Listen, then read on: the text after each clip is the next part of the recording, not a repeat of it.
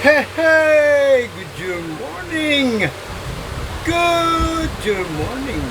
Mga kapwa ko soberanong mamayang Pilipino, lalo't higit sa aking mga kahanay sa 99.9% mga Itza Puwerang Pilipino. Puwersa 99.9%, Itza Puwera.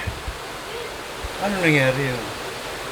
Well, anyway, kapag po nyo lagi nakanda maglingkod, Mr. Juror, Dr. Sixto Kitkilatis Lagari po lamang. Sandali lamang po. Ang ating pong hindi pa na ikakabit. Kabit po na natin para magkaliwanagan po tayo. Ano po?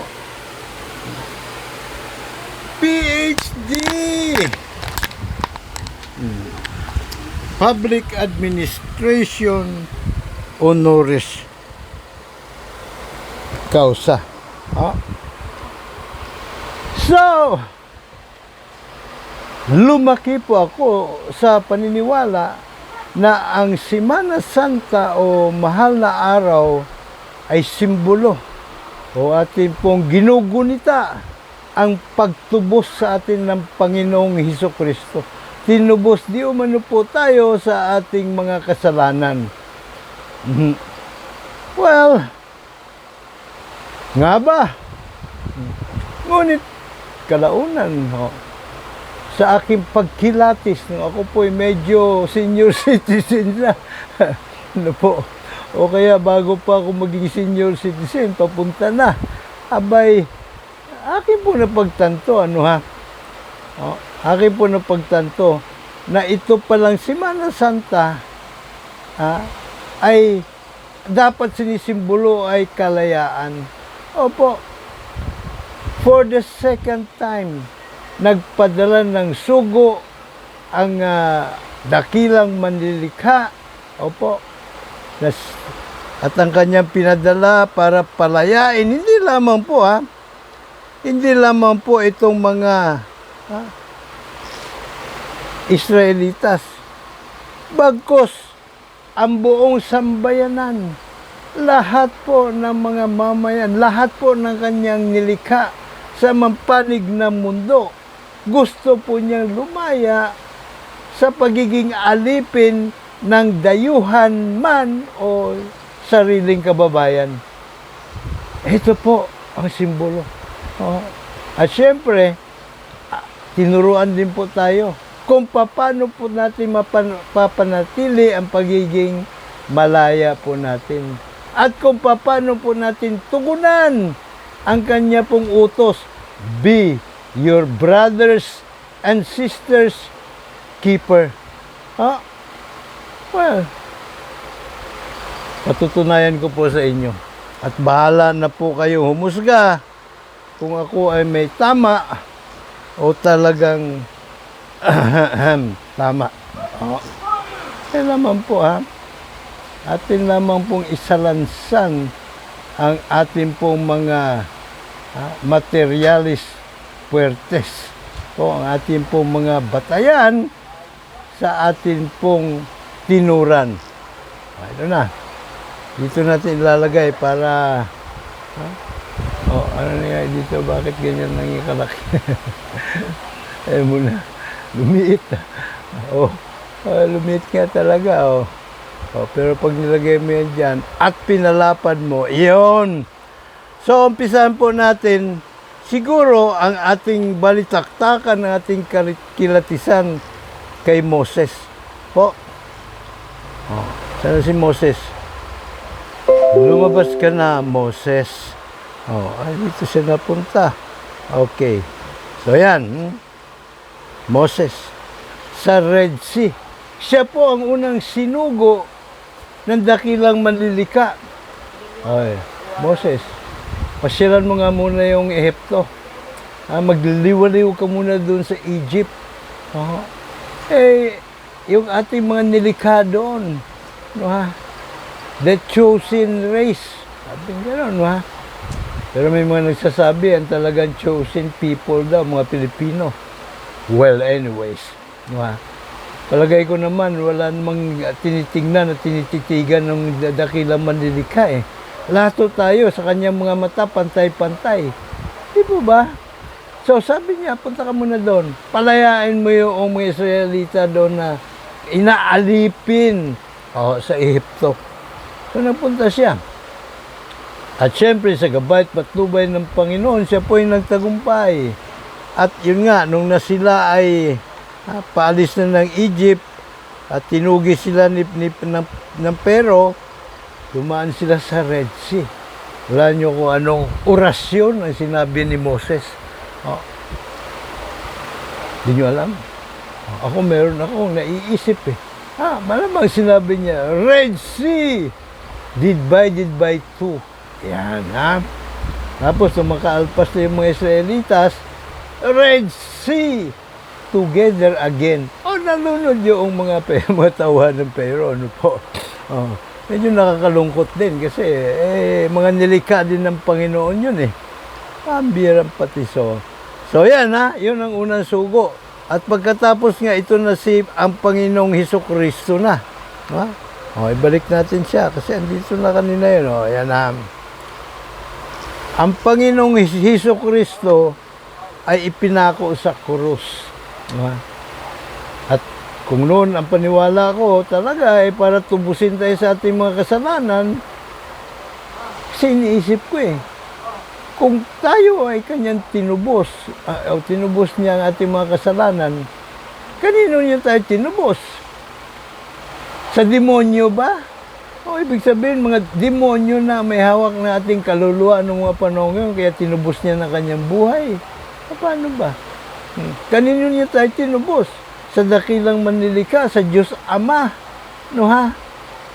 Ba't naman tayo niya tutubusin sa dakilang manlilikha yun na nga ang ating tagapaglikha yung ating manlilikha. Diba? So, binigyan ko tinignan ko sa iba ang gulo. Ang gulo ko, So, nakita ko dun sa isang anggulo na, teka muna, mukhang hindi angkop yung tinubos tayo. Tinubos kanino? Mas angkop kung pinalaya po niya tayo. Dahil sa pagkatapos po niyang naipako na sa krus, kalaunan, di na nagtagal. Naging malaya na ang mga Israelitas. Tama po ba? Okay. Talagay ko sige ba? Nasa inyo po yun kung gusto nyong maniwala sa mga sinasabi ko, maghanap din po kayo ng batayan. Now, habang nandito pa po itong Panginoong Hesukristo sa lupa, abay, tinuruan po niya tayo kung paano po natin mapapanatili ang ating kalayaan. Siyempre, kumbaga pag sinalansan mo, kapag may hukumang patas, meron pong kapayapaan sa bayan, sa sanlibutan, sa sandaigdigan. At kung meron pong kung may take two. Kung may hukumang patas, magkakaroon siyempre ng hustisya para sa lahat. Tama ba? At kapag may hustisya para sa lahat, magkakaroon ng kapayapaan sa buong sanlibutan. Diba? At kapag kami kapayapaan, iyon ay may bit-bit na kasaganaan, na biyaya. Biyaya. Ano yung biyaya na yun? Unang-una, yung pong likas na kayamanan, mana from heaven, binigay sa atin ng Panginoon. Likas na kayamanan na dapat ay paghahati-hatian nating lahat. Halimbawa, sa ating bayang Magiliw, abay, mataba ang ating pong lupain, marami po tayong ginto, marami po tayong natural gas, may oil din po naman tayo, na gustong angkinin ng China, swapang eh. Diba? May sarili naman silang oil. At ang balita ko ay may natuklasan daw sila na sangkatutak na deposito. Hindi kaya sa ating galing yon? Sa Recto Bank, ginawa nila ng underwater o hindi naman underground. Kumbaga, nandun na sa bottom line. No? Sa seabed, nilatagan nila ng mga tubo pipes, no? Na daluyan ng langis na ninakaw nila sa ating galing sa ating West Philippine Sea territory at papunta doon sa kanilang lugar. Di kaya malamang gano'n ang nangyayari dyan, no? Yung mga padu-paduday na may na-discovery daw sila, no? Baka doon sa lugar na yun, doon sila nagawa na imbakan. Sinabi na, teritoryo namin to eh. Diba? Outside of our West Philippine Sea exclusive economic zone, no? So mabalik tayo kay Panginoong Jesucristo. No? Ito po ay tagpo doon sa sana'y babatuin na hanggang kamatayan. Ito pong si Maria Magdalena. No? Kaya bago nangyari yon, ginawa niya muna mga juror, ang mga sentensyador, at isa-isa po sila nagpulasan na isalba sa tiyak na kamatayan si Maria Magdalena. No? Now, ano po yung itinuro nila niyang Panginoong Jesucristo sa atin, no, na patas na hukuman? Trial by jury. Trial by jury of we the people. Pagka nagkakaganon po, abay, tiyak naman na atin pong magagampanan ang atas ng Panginoon. Dakilang manlilika. Be your brothers and sisters keeper. No?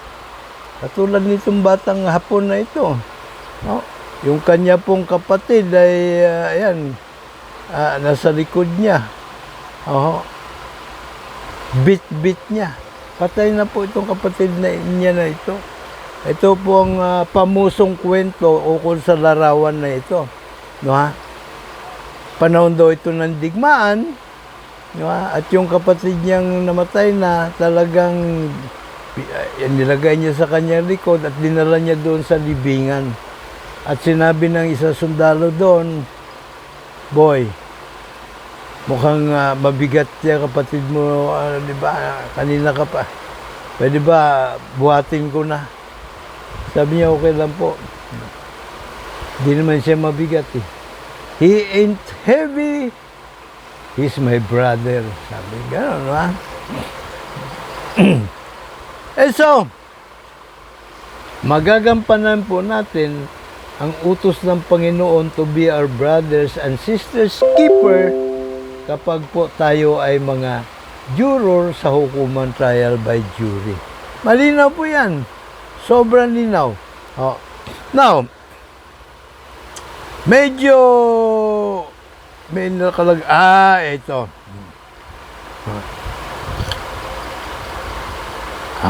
Dito po muna tayo magsimula sa pagpapaliwanag patungkol po sa hukumang patas.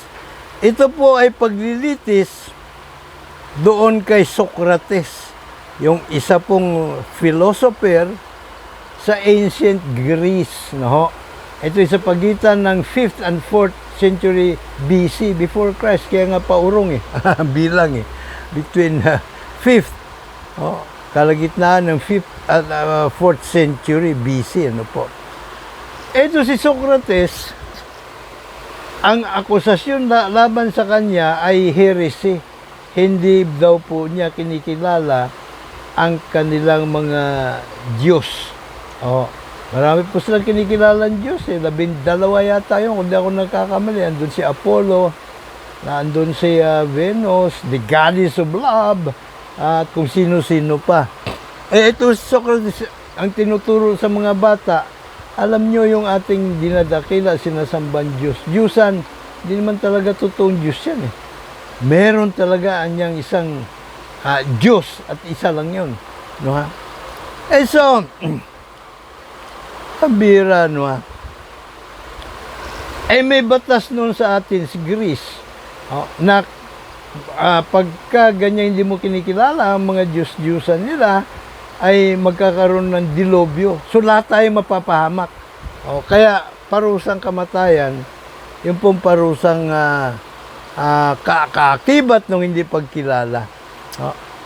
Noong mga panahon yun, direct democracy ang meron sa atin sa Greece. Ano po?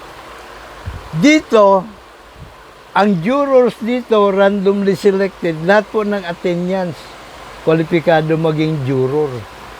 So, umabot ng 501 ang mga jurors na huhusga kung siya nga ba ay may kasalanan o wala. No?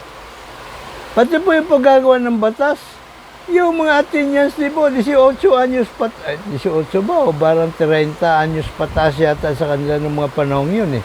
No? Ang bumabalangkas ng mga batas, taasan lang sila ng kamay ko, sino pabor, sino kontra, open voting, viva voce, kumbaga, no? Now, ang medyo binago na patakaran dito sa kanilang trial by jury later on, no, ay patungkol doon sa jury nullification of laws. Yun. Tandaan po natin, ito pong ganap na ito ay bago pa dumating, pumanawag sa mundo, no, ang Panginoong Hesukristo na nagtapos nga ang kanyang buhay sa Semana Santa. Okay, so, dumating po yung Magna Carta of 1215. Dito, naulit muli ang jury justice system doon sa England. Napilit ng mga barons, pwersado siya eh. Si King John, nalagdaan yung Magna Carta of 1215 England.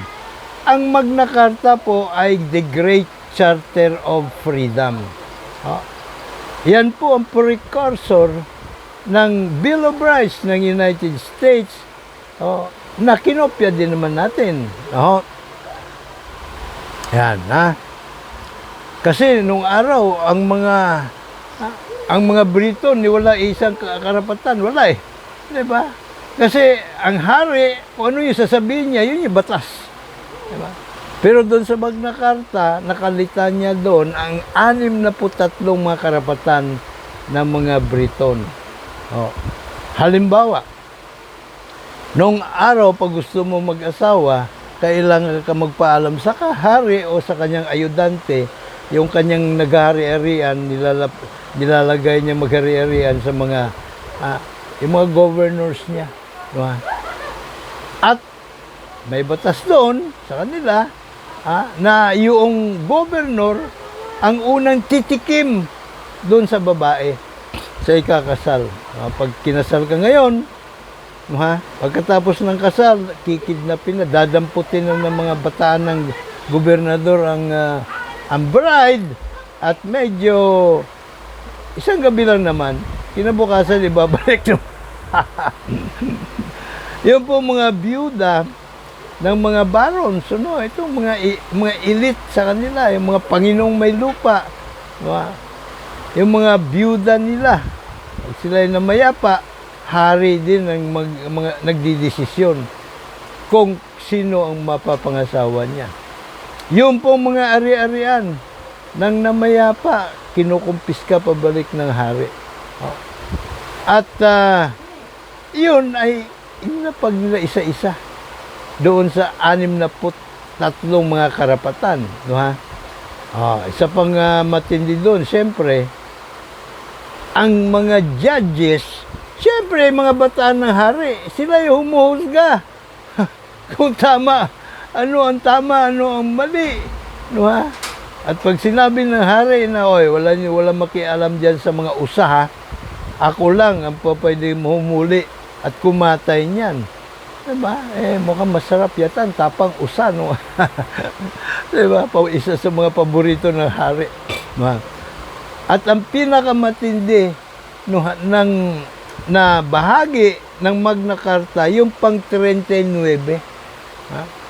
At ang nakasaad doon, walang sino man, ha, ang maaring pagkaitan, no, ng life, property, liberty, and property kung hindi dadaan sa hukumang hurado, trial by jury of peers. Ibig sabihin, kung ikaw po ay Briton na nandun ka sa hanay ng mga alipin, kapwa mo mga alipin ang husga. Pag naandun ka naman sa strata ng mga malalayang Briton, ay kapwa mo malalayang Briton ang huhusga kung may kasalanan ka o hindi. Pagka ikaw naman ay nandun sa nobility, dalawa po nobility nila doon ng mga panahon yun. Yung Panginoong may lupa at yung mga relihiyoso. No, ha? So, yun din ang huhusga sa iyo. Diba? At pagka membro ka ng monarchy, ay di, pamilya din ng monarch ang huhusga kung ikaw ay may kasalanan o wala.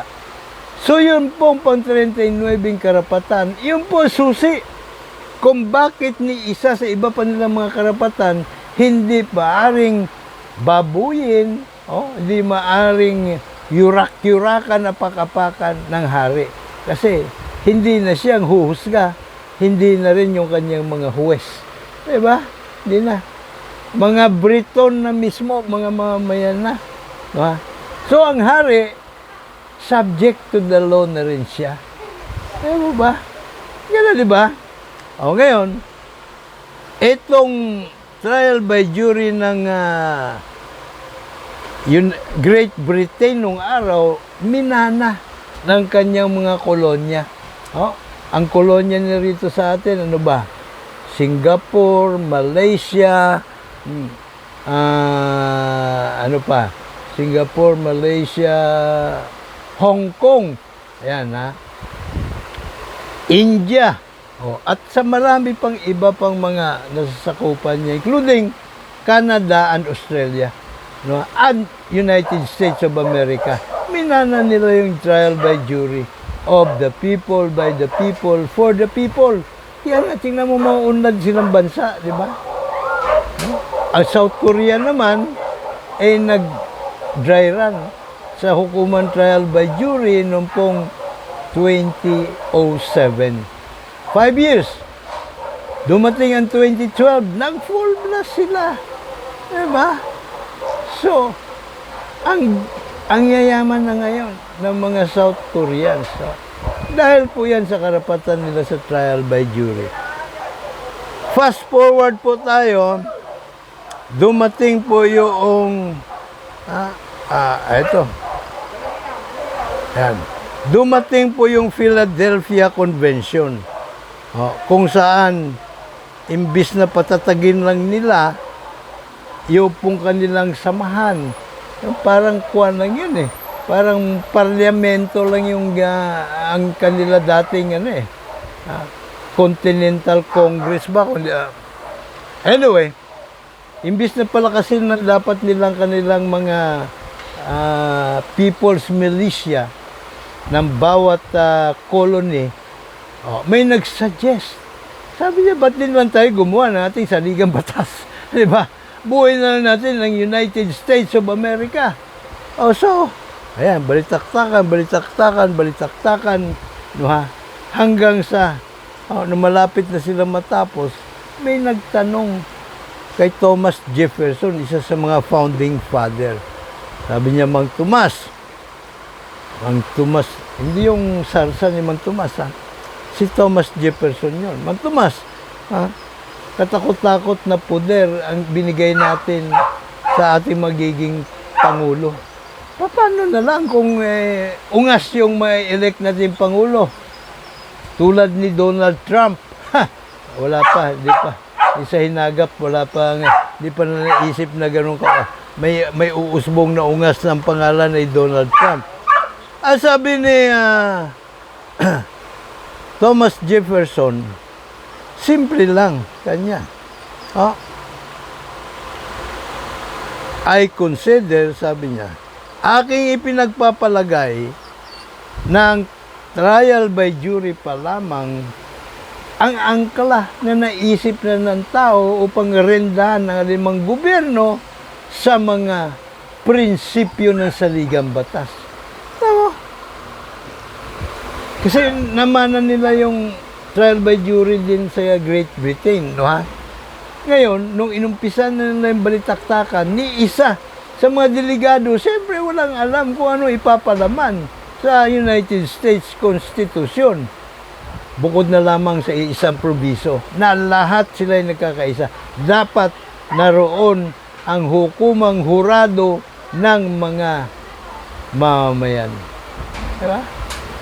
So yun, sabi niyo kapag alala, kahit ungas pa ang Pangulo, mapapanagot siya.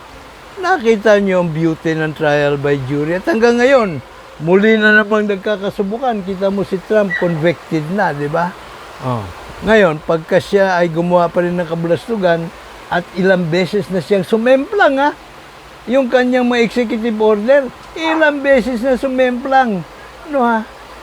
Oh, dahil sa tibay ng kanilang hukuman trial by jury, pati si Trump, di ba yung kaso niya? Oh, nalagot siya. Di ba? So, yan po ang aking argumento kung bakit ko sinasabi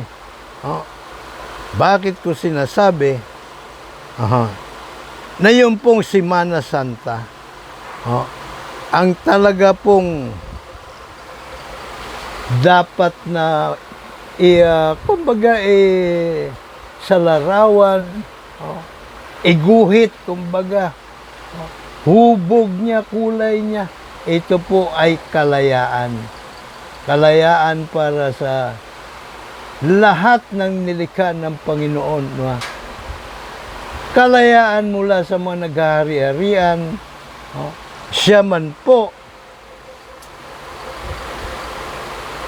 ay dayuhan o sariling kababayan. Kaya po tayo ay meron pong advokasya. At ang advokasya po natin ay Juror Revolution. Juror People Power Revolution. Paliwanag natin yan para hindi tayo magugulumihanan. Pambihirang magugulumihanan pati. So, saan ba yun? Ito. Ayan, ha? Vote wisely. Ito po. Tayo po ay magsusulong ng Juror People Power Revolution. Tayo pong puwersa, 99.9% isa puwera. Tayo lamang po ang ano tawag nito? Makakapagbago ng ating lipunan. Tayo. Bakit hukan nyo? Dahil kahit papano naman, kahit nahuwad ang ating demokrasya, at least demokrasya pa rin. May halalan na po tayo. Maraming salamat sa pagpupunyagi, sa sakripisyo ni Gat Jose Rizal, Gat Andres Bonifacio, at iba pa po mga dakilang lahing kayumanggi. Ano po? So, ang kulang na lamang po na gawin po natin ay amendahan ang saligang batas, ang Bill of Rights ng saligang batas. Ano po? At ito nga po yung ating mga amenda na nakahanda na po ito. Handa na po ito. Pero hindi mangyayari po ito kung hindi po tayo, hindi natin iboboto si wisely. Nakapuruntong pa lang po ako, nadidinig ko na palagi yan, tuwing halalan vote wisely. Pero, wala naman makapagsasabi kung sino si wisely. Pambihirang patiso. Ngayon, binigyan po natin ng mukha si wisely. Siya po ay Juror Advocate Candidate. Ibig sabihin, siya po ay maghahain, handang ihain ang amenda numero 1 sa Bill of Rights. Artikulo 3, Section 14, Paragraph 1 and 2. Sa Paragraph 1, ito po ang ating ipapalaman. Walang sinuman ang maaring kasuhan ng kriminal man o sibil, maliban na lamang kung merong akusasyon o sakdal na nagmumula sa grand jury. Grand jury, binubuo po ng at least 16 hanggang 23 na mga mamayang Pilipino, 18 anyos pataas, marunong bumasa at sumulat, randomly selected. Okay?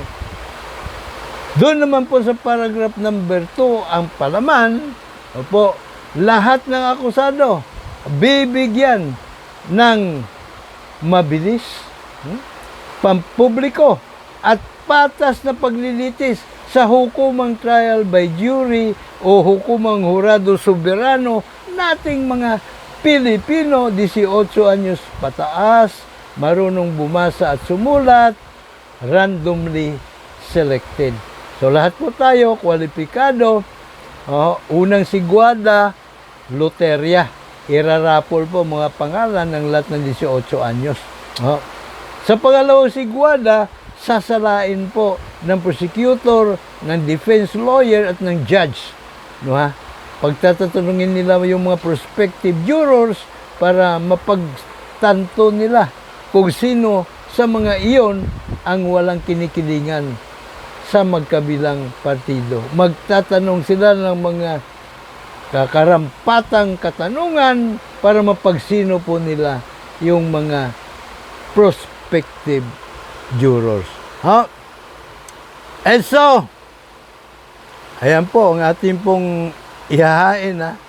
So kung hindi siya juror advocate, hindi lang juror advocate ang ating iboboto sa darating na halalan sa Mayo. Kailangan siya ay anti-China rin siya. Siya din po kailangan ay pro-freedom of speech. Siya din po ay pro-impeachment. So yan po ang qualification na ating iboboto. Hindi po tayo magkakamali dyan. Wala po tayong win-win po tayo rin pag kayo ng ating binoto. Yung mga nambobola lang ng uuto, ng guguyo, may project akong ganito, ito ang gusto kong gawin, ito yung patubig, ito yung... Wala pong silbi yan. Kasi kahit na gaano kaganda ang panukalang batas, halimbawa katulad ng pondo sa pang-ayuda, ang ganda niyan, di ba? Sino ba naman pero teka muna, kung wala po silang accountability dahil ang meron tayo ngayon ay hukumang trial by palakasan o kabuktutang hukumang trial by palakasan ng mga abusado, ng mga traidor, ng mga kawatan, ng mga land grabber, ng mga drug lords, ng mga mamamatay tao sa buong gobyerno. Paano mo silang papanagot? Diba? So ginagandahan ng nila pambobola para makakuha sa ng malaking pondo para ayuda na kanilang ibubulsa. Dahil di sila napapanagot sa hukuman na kontrolado nila. Hindi po ba? So yan po ang ating, tanungin po natin sila, ikaw ba ay juror advocate? Pag sinabi ng hindi, huwag na natin sila iboto. Ba't mo natin iboboto yung mga hinayupak na yan para lang tayo kumukuha ng bato na ating ipamumukpok sa ating mga ulo. Di po ba? Now, so far, ang mga kumasa na po sa ating pong juror advocacy challenge ay si Colonel Gringo Honasan, si Colonel Ariel Querubin, ito po si Greco Belhica. Pero ito, solid na Duterte ito Pero, di bale, ang importante, siya ay juror advocate. Kasi, ang hukuman, hindi na magagamit na kalasag at tabak ng mga abusado, traidor, kawatan, mamamatay tao, drug lord, land grabber sa buong gobyerno. At itong si Flor Fulay Baguio. Kung hindi ako nagkakamali, 65 ang inaproba ang mga senador. Di po ba? Wala na bang kakasa sa kanila sa Juror Advocacy Challenge? Baka imposible naman. dapat may kumasa sa kanila kung talagang totoo na sila ay para sa kapakanan nating puwersa 99.9% isa puwera. Pero hindi pwede, parang tila hindi. Nagpapapogi-pogi points lang sila para sila ay mahalal at pag sila ay nahalal na, patay tayo sa kanila. Hindi po ba? Ngayon, may isa pa po tayong problema, yung kumulikotong. Dalawa kasi po yung riding in tandem na pumapaslang sa ating kapakanan. Nating nasa puwersa 99.9% sa pera. Riding in tandem ito, pumapaslang sa kapakanan natin, sa ating mga karapatan at kinabukasan. Hindi lang sa henerasyon ngayon, kung bagkos. Hanggang sa mga susunod pa nating salinlahi till His kingdom come. Diba? So para wag makaporma ang kumulikotong, simula po ngayon hanggang bago ang halalan, o hanggang sa araw ng halalan, ipaskil po natin sa ating mga social media platforms, sa Facebook, sa Twitter, kung may YouTube po tayo, gamitin po natin sa Instagram, sa X, yan na pala yung Twitter, sa ating TikTok account, kung sino-sino po ang ating ibobotong mga senador, kahit senador lang muna. At bakit? Diba? Saganang akin, ang aking siyempre pinapaskil ay itong sina Gringo Honasan at si Colonel Ariel Quirobin. Parang Colonel po ito dahil sila ay juror advocate. Ano po? Kayo din sana ay gawin nyo yung ating pong pakiusap. At pangako sa iyo, hindi po tayo madidihado pag binoto po natin ang mga juror advocate candidate. At tuloy-tuloy po yan, bubuin natin po yung ating grupo ng puwersa 99.9% sa puwera at magiging mga makinarya, walang pera-pera politika po tayo ng team juror. Hindi tayo maghihingi sa kanila, bagkos tayo pa ang ambagan.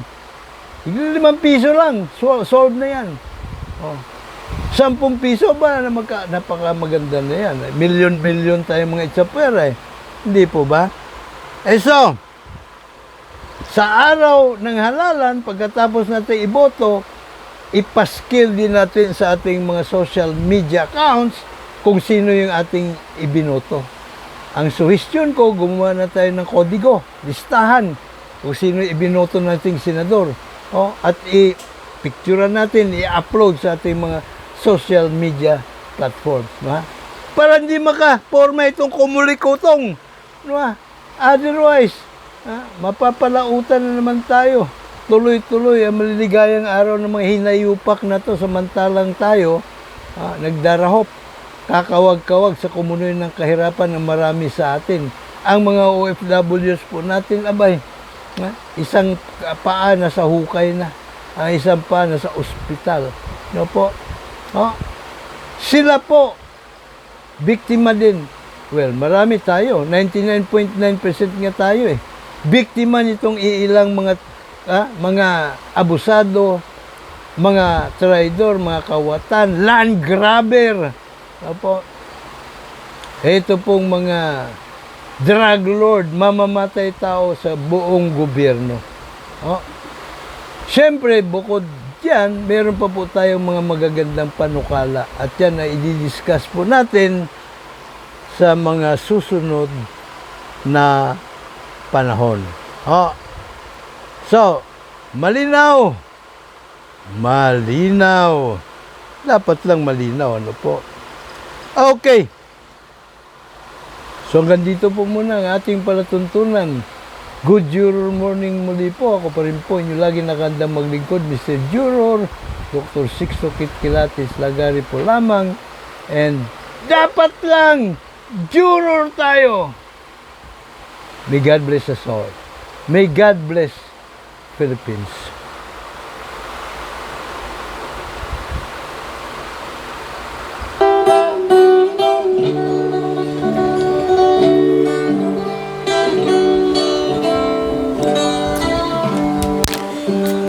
Amen.